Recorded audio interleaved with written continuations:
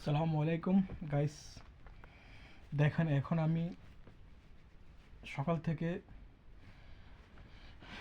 একটা পর্যন্ত ক্যাম্পে কাজ করছি।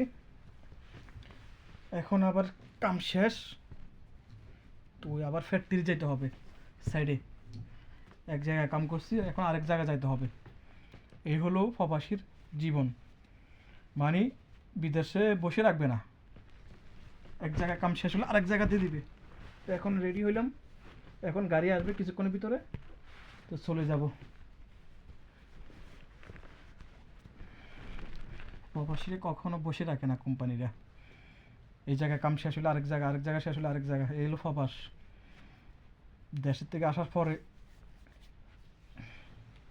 কি করব, কষ্ট করতে আছি। কষ্ট করলে একদিন সফল হব ইনশাআল্লাহ। সবাই দোয়া করবেন আর আমাকে একটু বেশি বেশি লাইক করবেন। আল্লাহ হাফেজ।